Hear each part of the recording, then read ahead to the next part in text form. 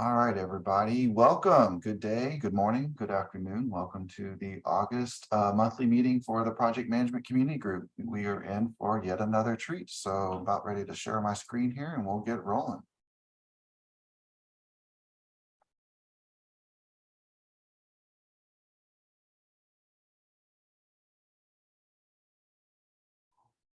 So again, like I said, welcome to the August Project Management Community Group. A couple of housekeeping items that we need to address off the bat. Definitely want your participation. A discussion is encouraged, especially for the Agile moment. But if you have a lot of background noise, please mute yourself unless you're the one presenting, then please continue talking because we need your presentation. That said, we do have closed captioning is enabled should you need it. And we do, because it's Zoom, offer two ways to connect. So if you've joined us by phone, just a note, if you're joining us by your office phone, don't place this on hold because then that hold music, we've had experiences where that hold music comes through. So just keep that in mind. And if you have any questions or wish to comment, we recommend one of two ways. Just raise your hand virtually or enter that question into the chat. And I do see that the slides are not presenting. So what's going on with that? That is because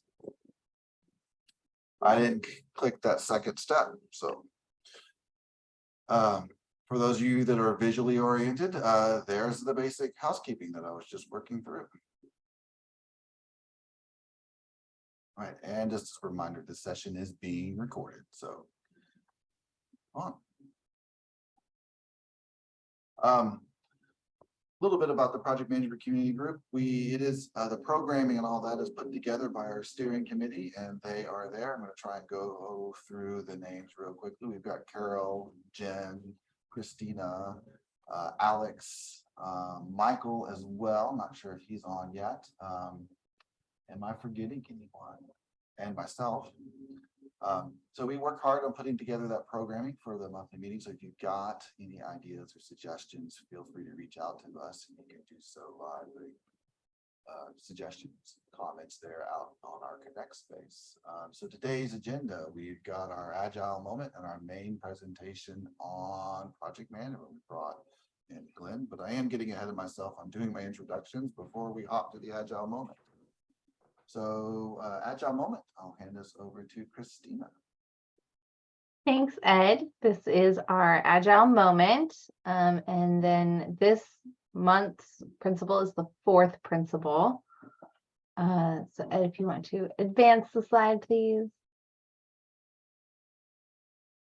It is responding to change over following a plan. So I was reading this great article by Jeremy Jarrell, and in it he said it's not that the Agile team knows all the answers, it's that the Agile teams are willing to ask the questions and adapt to what they learn along the way. So we often think of in project management, there's like waterfall planning or agile planning, and are we planning everything from the get-go up front and then sticking to that throughout the whole project? Or are we willing to like adapt and make changes along the way, like significant changes, and take it like a step at a time? So let's get into what does adaptive planning look like, and how can we plan in a more agile way, plan and do in a more agile way.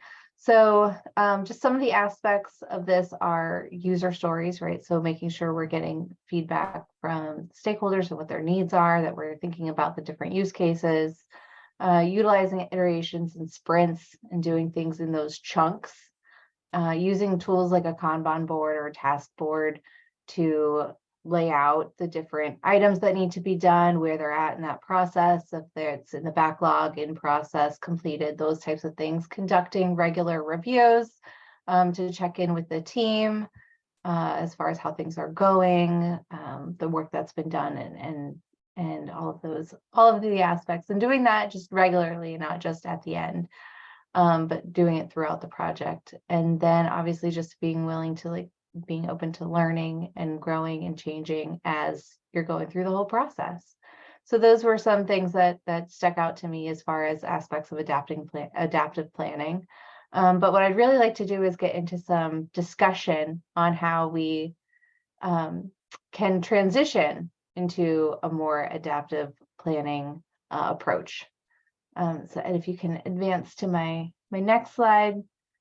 Some things I would wanted to talk about today were just some of the obstacles. So if you're with a team that's used to a more waterfall approach, how do you transition to a more agile approach and get the team on board with that? How do teams get started doing that? And what have you done that's worked well? So I was hoping that people could jump in and just share either things that they found have worked great and really help them and their teams as they make this transition, and maybe obstacles that you're trying to work through and may want some guidance on, and using some of the brain power here in the group. Would anybody like to jump in and share anything that comes to mind?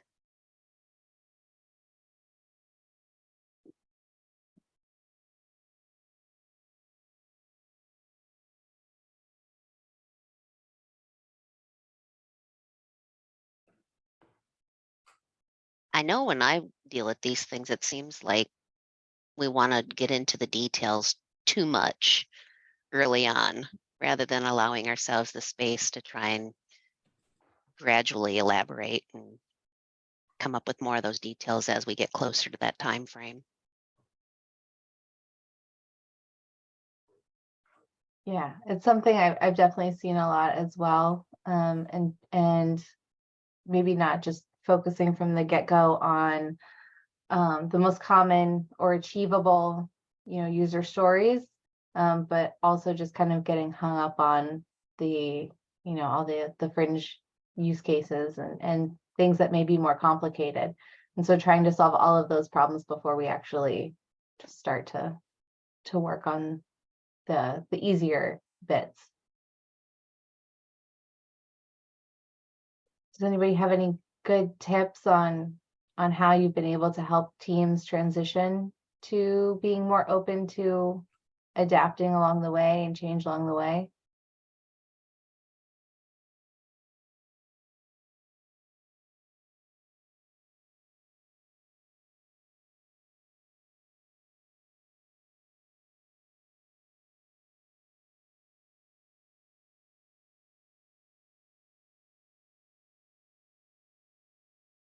I'll chime in, Christina. I'll say this has actually been, I'll call it a growth area for me. I tend to come up from the traditional project management side. That was one of my first certifications, was the PMP. And so I tend to like to lay everything out in those beautiful Gantt charts with tasks and subtasks and timelines.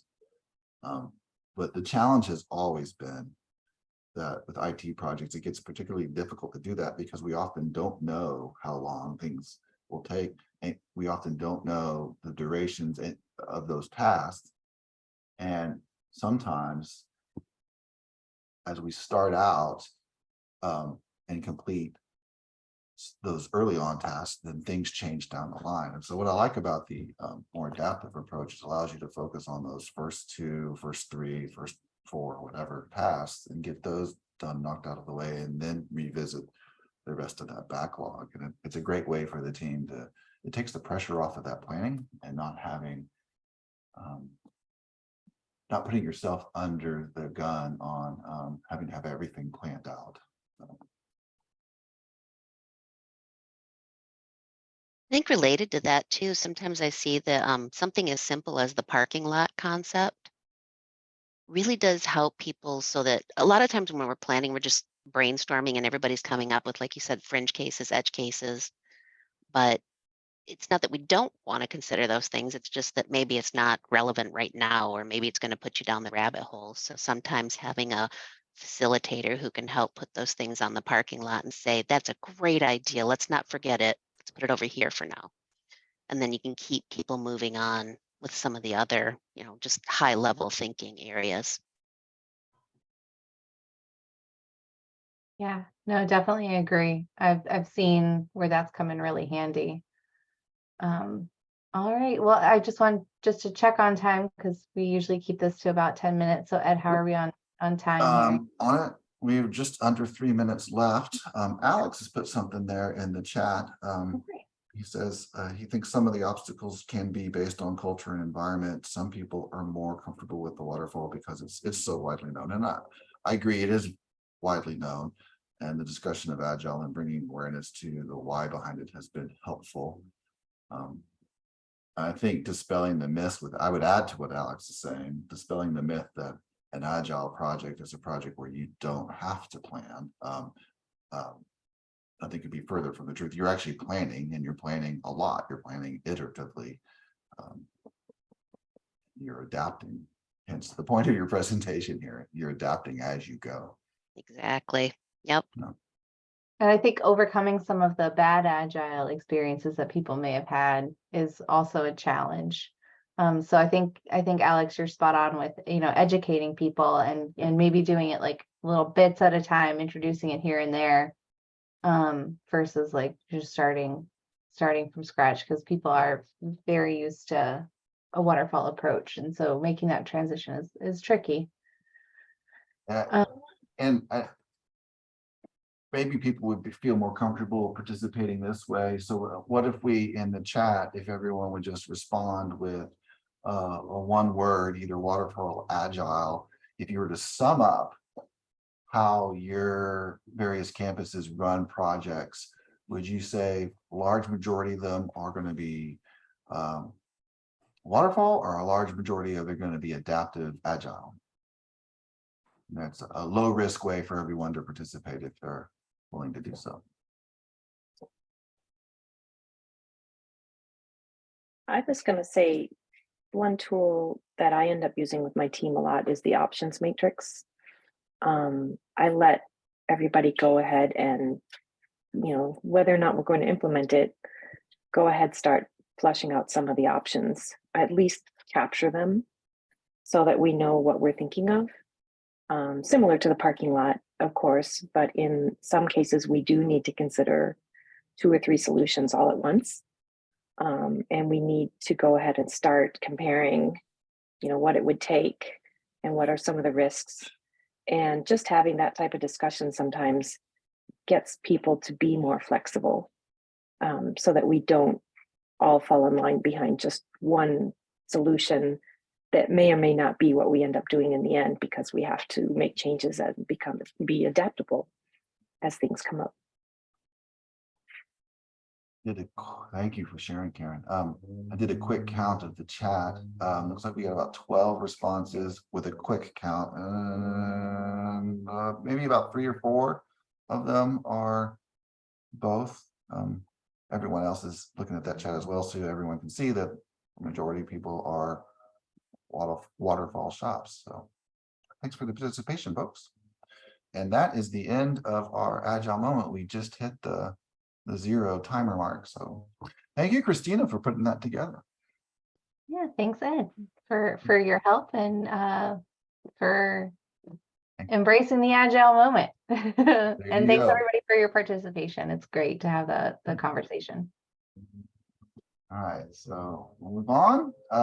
So the next segment of our meeting is we'll introduce Glenn Farrow from the Project Management Institute, here to talk to us about project management and things happening with PMI. So Glenn, I'm going to stop my share so that I can give control over to you.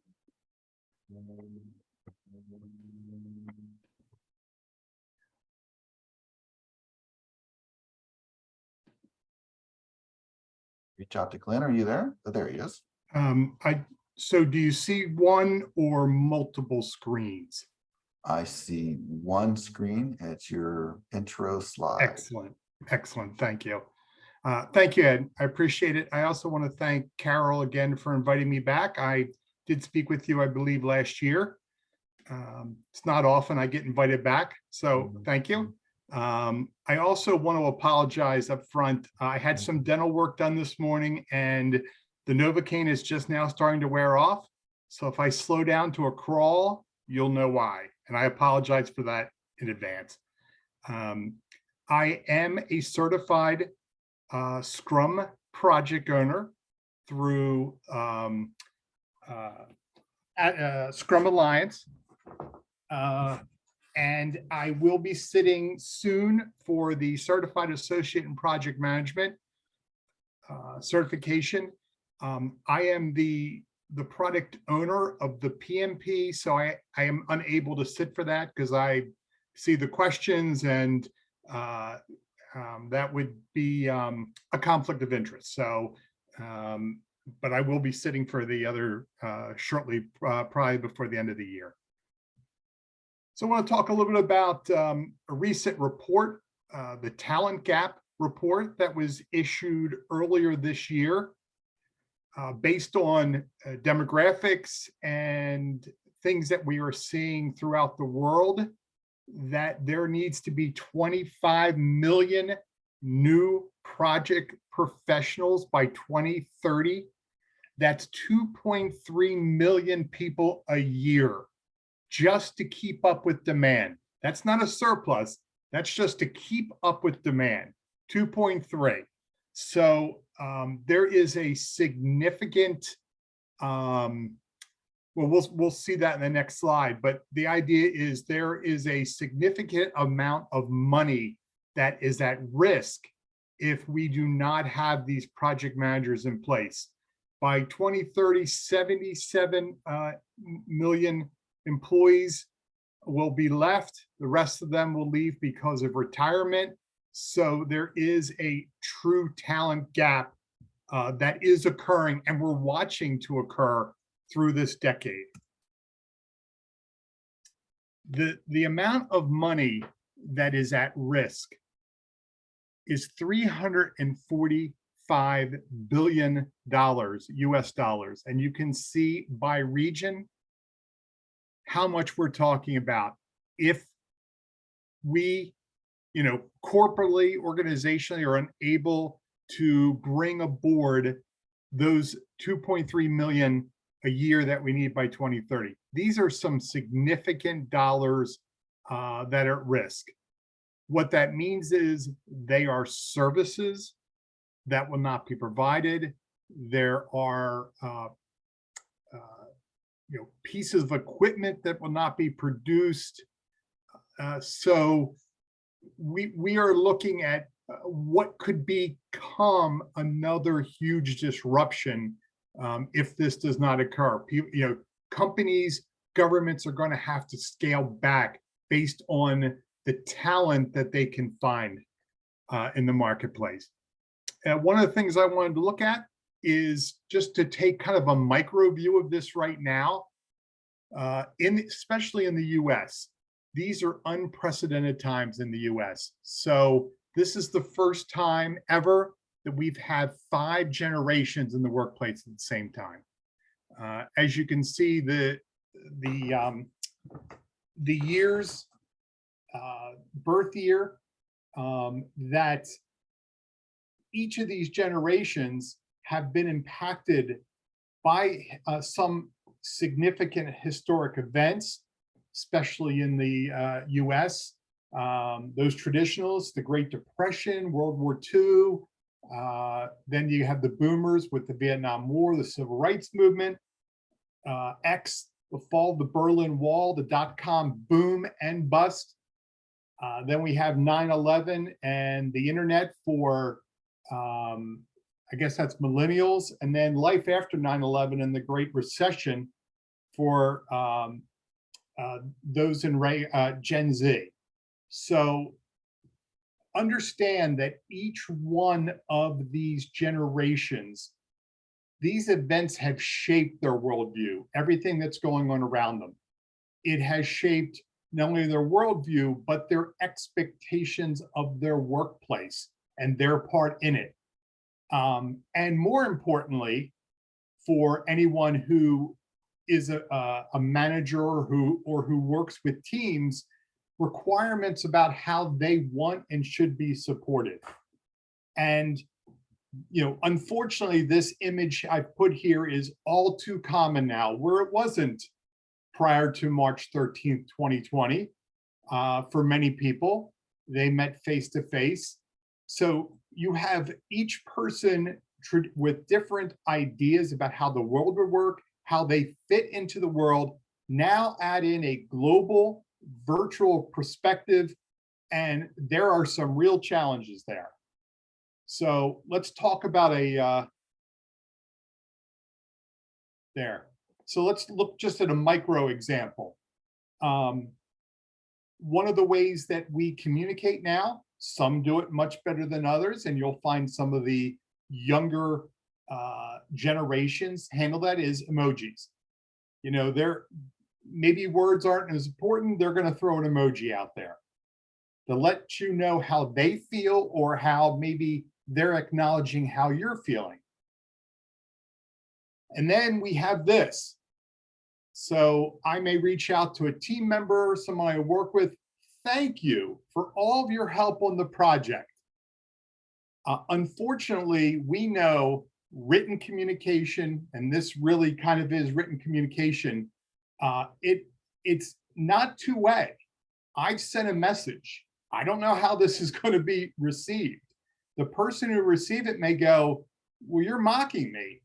You know, you're making this crazy. I helped you, and now you're kind of, it's sarcasm, and you may not be particularly happy about it. So this is a, this is a microcosm or a micro look at some of the communication issues that we have. And this is a recent, I believe it's a July 2023 court case in Canada, that thumbs up emoji, that can mean, and the court has said, that means you have officially entered into a contract. So you get a contract from somebody, they ask you to read it over, you give that emoji thumbs up. At least in Canada, you've now agreed to those terms and you haven't even looked at it yet. So there are some things that we, as individuals, as companies, as organization, and as teams, need to study and look at very, very carefully. And that is part of what the talent gap is talking about. This McKinsey study that is mentioned, after the pandemic, 80% of business leaders cited capability as very extremely important. Before that, 59. So the idea that you are building the talent, with the talent being part of power skills such as collaboration and leadership, are those things that companies will need to meet the demand in the future. Any questions before I move on? Okay. So let's look at what power skills are. We've always heard about interpersonal skills. So these power skills are interpersonal skills that really are looking at collaborative leadership. You were talking about agile, waterfall. We're going to talk a little bit more about that. The communication, that innovative mindset that is willing to accept new ideas, a for-purpose orientation where you are deeply embedded in the project you're working on. And as we talked about with the different generations, that empathy, managers, and especially, project managers who are working with the team, have to understand what empathy is for each one of those generations now. And if it's cross-cultural, there comes a factor too, that we need to be serious about moving forward. So the report that was done showed that when power skills are a high priority, that organizations met goals 72% of the time. Low priority, 65. So you have almost, you want to call it a 35% fail rate, if you will. And then scope creep, which is, a waster in time and resources and money. If power skills are high, you only have 28%. If it's a low priority, 40%. That is a significant, we're talking cost overruns, less value to the organization, and not even talking about morale issues when things don't come together as they were supposed to. So wasted investment due to poor project performance, again, looking at those power skills. Organizations that prioritize it, only 4.8% wasted investment. Organizations that do not, 8.8. So little less than 10% of project performance is wasted. Resources, time, people. That's a significant drag on any organization, whether it be for-profit or not-for-profit, a government, to have that wasted. So one of the things that we talk about in the PMP, if you look at the exam content outline, especially under the people portion, which is 42% of the questions, we talk about building a team, leading a team, supporting team performance, promoting team performance, and then talk about emotional intelligence, empowering team members, engage and support virtual teams, and manage conflict. And this is just with your team. We're also talking about stakeholders and vendors and owners and sponsors and chair people. So the idea of the building up your bench strength and power skills is very, very important to future success.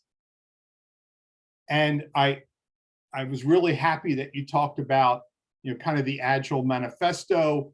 One of the things that we are seeing now as we're coming out of the pandemic, and I don't know if we're ever going to be able to use the term normal again. I don't know that there will be one.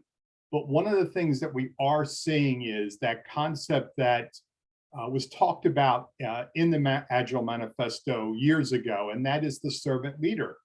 So that is not something we really talked about before even in Agile and Waterfall. It wasn't as important or wasn't brought out as much as it is now moving forward. So your team is the first priority. There is more accountability on you as the leader than it is on the team. What are you doing to ensure your team is trained, that their obstacles are moved, that they're getting the support that they need, whether it be training or emotional support? Are you sharing power with others and putting them in a position to learn, grow, and maybe fail successfully so they can take on more assignments?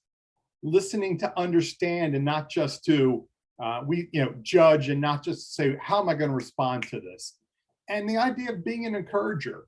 Some people really, we just saw that here. Those of you who watch sports, I am from Philadelphia, and we did something that the Philadelphia fans have never been known for. One of an individual who was doing very poorly for the Phillies, the first time he came up at a home game, everybody stood up and clapped for him to encourage him. That's unheard of. And again, I don't think we're ever going to have a new normal, but that is where we are now as leaders in project management, is being that encourager to helping them getting through those patches where maybe they are struggling and flailing a little and need your help to move forward. So the Pulse of Profession 2023, power skills is what this was all about. And you can see from this mind map, the ideas around how we do that, how we move forward, the things that need to be looked at to gain those skills to provide success throughout the company, throughout the organization. Here is the website, and this is the digital cover you will see if you do go out to that. One of the things I talked about last time I was here, and I'll just bring it up real quickly, is if you do currently have a PMI certification, you'll want to ensure that you're claiming your PDs on a regular basis. Don't wait till the end. I know some people do that, and that's fine. If that is something you're very comfortable doing, what happens is there may be things that you think are going to be included that can't be. You may not get the full PDUs you thought you were going to be because one of the maximums is now over that. So put them in when you can. You'll know exactly where you are and how many you need. And this is how many you need moving forward based on the certification that you currently have. They are 3-year cycles for each. There are many, many ways of earning them. Volunteering, giving back is one of those ways that people really find enjoyment and the passion they have about project management and being a change maker in the world. And that's where you can earn some PDUs. You would just log into your My PMI dashboard. Click on, I want to submit a PDU, report them. You want to visit the CCRS, the Continuing Certification Requirement System. What do you want to take, or what have you taken? What are some upcoming webinars you may want to see? What's some of the newest on-demand webinars? Maybe it's Agile and you just want to look and give me everything that's Agile and I'll go through it. Don't limit me. There's something I want to think about. So here, open me up to everything Agile so I can go through it and see what I want to take. And you might have found the course you had me at Agile, and you can see right from this how many PDUs there are, where they would go in the triangle. It's live streaming, so it's available probably on the web. Again, you log into your PMI dashboard and you report PDUs. That sphere will continue to color based on what you've claimed.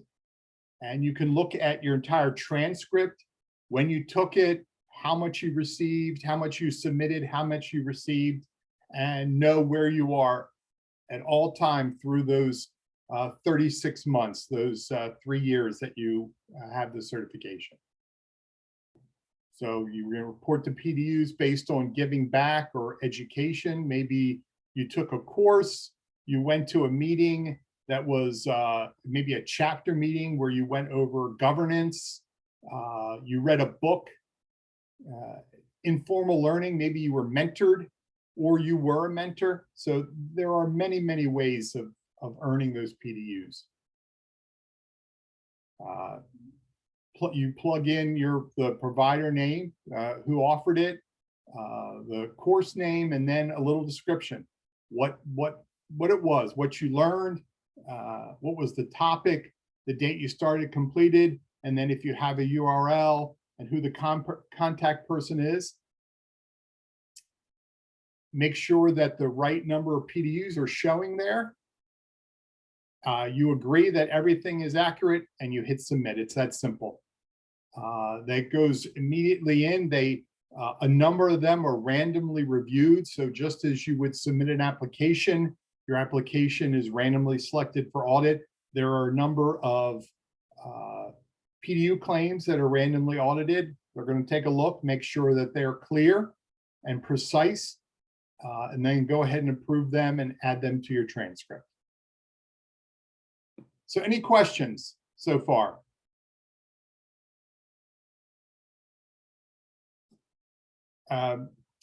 Just wanted to talk about some additional resources. So one of the things we were talking about was PMI's Global Summit 2023 will be in Atlanta, Georgia from the 25th to the 28th of October.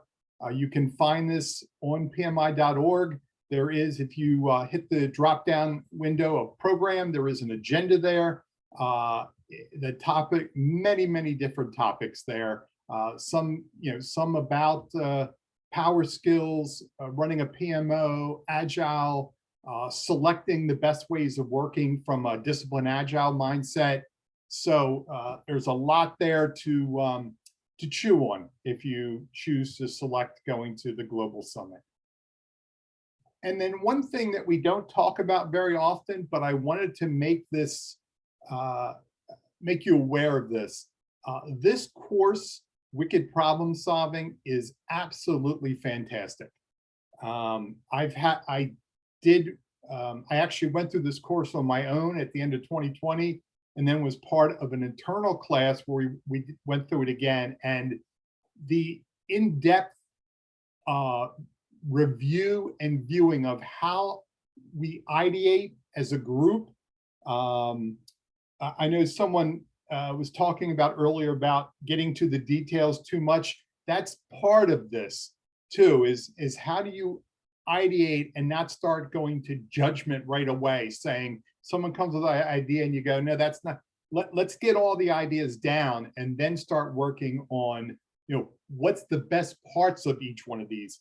Maybe each one of these needs to be deconstructed, pardon me, and maybe there's an intersection there that needs to be identified. But if we immediately go right to the details and start looking at each one, we're not going to find that. We're truly not going to see the forest because of the trees.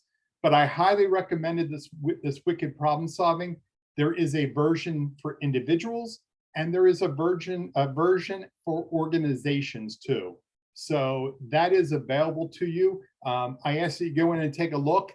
Even if this may not be something you want to try, it may prompt you to say, you know, I really need to look at X, Y, and Z. So I wanted to give that to you. And that is what I had for today. Is there anything that I can answer for anybody while I'm...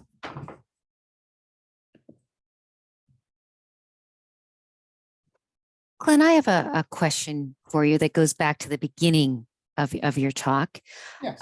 You cited the need for more project managers because some of us are going to be retiring or possibly leaving the field. And is what you're saying is the lack of those individuals that have those strong communication skills, the strong organizational skills, the strong leadership skills, that's what's going to cause the loss of revenue in organizations? So that is one of the skill sets that's going to be needed. So not only are organizations going to need to look for more people, new people, but people they have, they really need to upskill them. You know, for so long, organizations have been talking about, we need people with really good technical skills. Like that's where everything is going. I would make the argument that that's important, but the ability to relate and communicate through teams and with teams to get things done, because as a project manager, that's what you do. You do a project through teams. You know, you're working with a team to ensure you're delivering the value that's promised. They are very important skills that will be needed, you know, in those 2.3 million people. If they don't have them when they're brought on board, we're going to have to get that for them as we move forward. So do you think then PMI is moving from more towards soft skills? Like I remember all those formulas I memorized to take the PMP test and all that more technical data. So there's a shift happening possibly? That is a great question, Carol. I appreciate you asking that. There isn't a shift going because as we look at that triangle, you know, it is an equilateral triangle. So power skills are as important as those details of how to get work done. So not only do you need to communicate, you also need which way of working. Are you going to use traditional waterfall or some type of hybrid or total, like, so you're going to have to know all portions of that and the strategy portion. So as you're working on a project, you have to ensure not only is your project meeting strategy, but there are other projects going on around you.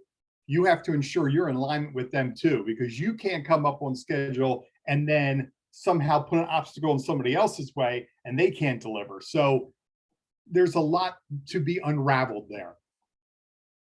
Yeah. Got it. Thank you. Thank you.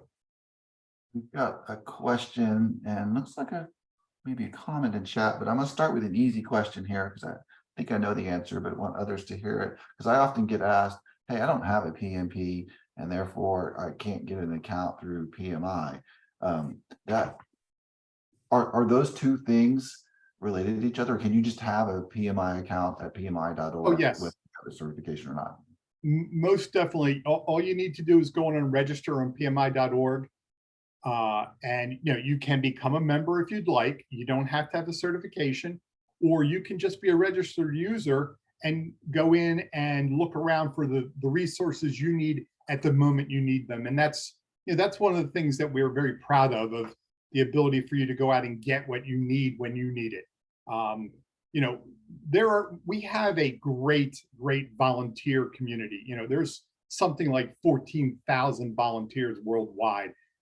Many passionate people who are PMI evangelists, and we appreciate them. They have always been our secret sauce. But we know that there is a huge, we're only talking 14,000 people, though that is fantastic, in the project management ecosystem who only needs to come to us at times where they need information. Do they need a certification? Do they need some training? And we understand that. And we want to be there. Registering on PMI.org will help you be registered for you to go ahead and look for those skills that you need when you need them.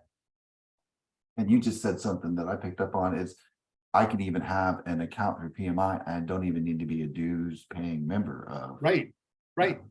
Yeah, you don't have, again, membership, I don't want to steal someone's tagline. Membership has its benefits.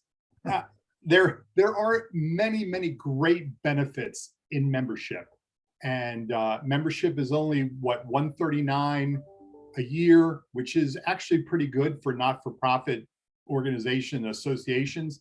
And there's a one-time processing fee of $10. So the first year you join, it'd be $149, but it's $139 each year. And there are some significant information that you can get from that.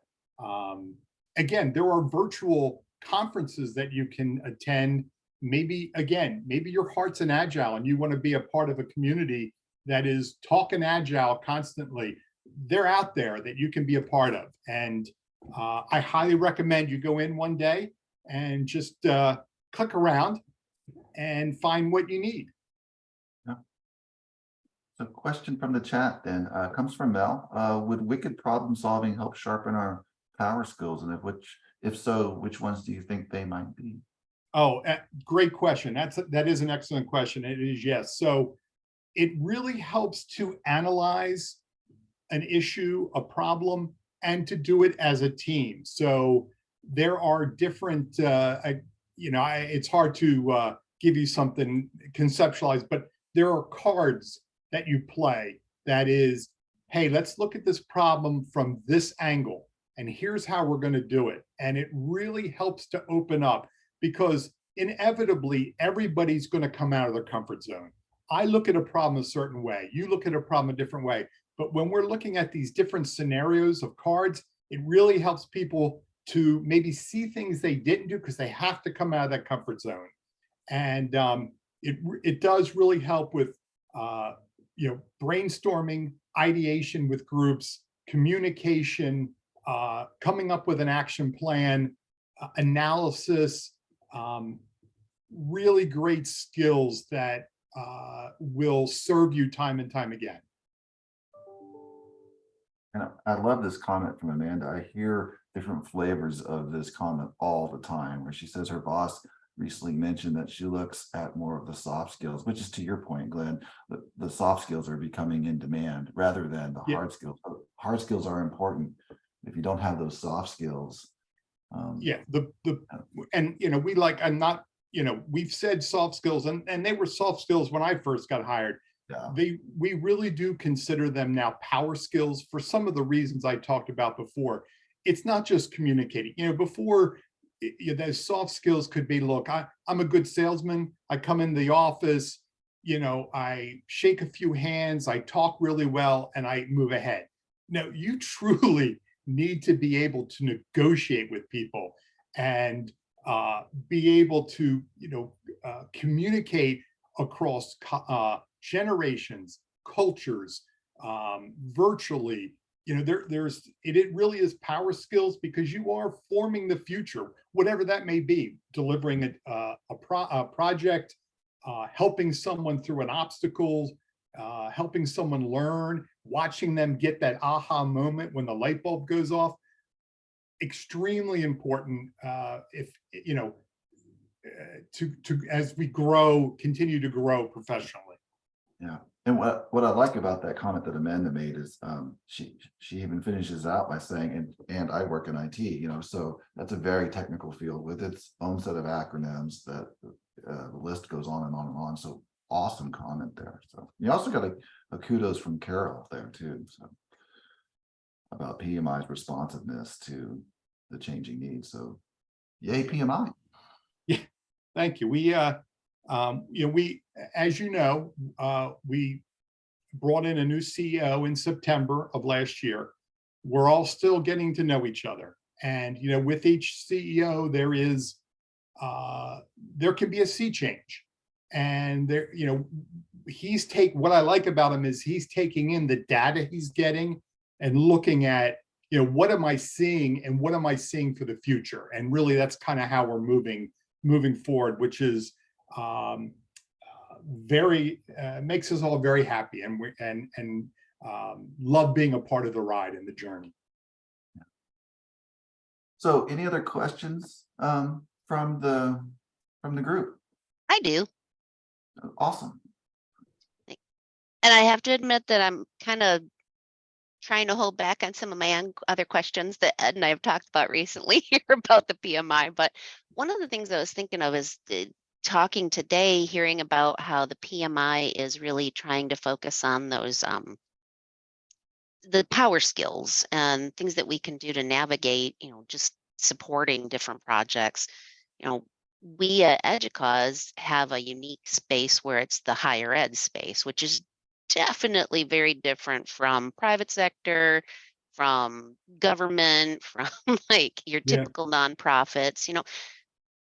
What is the potential for something with the PMI? And maybe it is just another group of some sort for us to work together to have a higher ed focused PMI type of group. So there is a person actually on my team who handles that. Sylvia is her name, Rivera, and I don't know if you've spoken with her, but she is definitely the person that you could have that conversation with.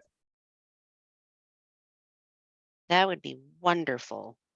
I have not talked to her yet, but I think there are enough nuances of higher ed where I think that's part of the popularity of the PMCG, is that there really isn't a space where we can leverage those best practices that we get from a PMI, but with the flair of the lessons learned from higher ed and how we can best navigate some of those unique aspects of higher ed. Yeah, that is a great opportunity there. And as you said, it's kind of an untapped market, if you will. And I use that term loosely. I'm sorry, that language was very lazy. It's an untapped pool that we need to look into to decide. Yeah.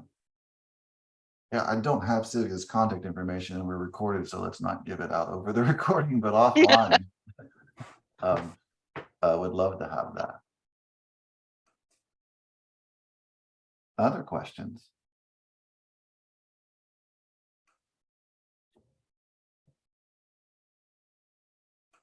I will say I have a colleague here at the University of Michigan who did complete your Wicked problem solving course, and he raved about how amazing it was. Thank you. It's good to hear, but and there is going to be another version coming out too, just so you know, and because it is a pretty in-depth class and whatever, and I believe there is going to be another version that may be more abbreviated, but still gives you the nuggets that you need. I don't know when that's coming out, but because it is intense. It is an intense course, but you know, it gives you perspectives that you did not anticipate getting. Yeah.